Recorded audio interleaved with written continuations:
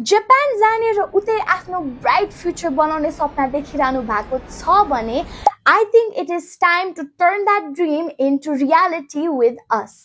हामीसँग छ complete N5 र N4 लेभलको करिकुलम जहाँ चाहिँ तपाईले बेसिक हिरागाना, काताकाना र एभ्रीडे कान्जीदेखि लिएर स्ट्रङ कम्युनिकेसन स्किल्स र स्ट्रङ भोक्याबुलरी सम्म हाम्रो फुल सपोर्ट पाउनुहुनेछ।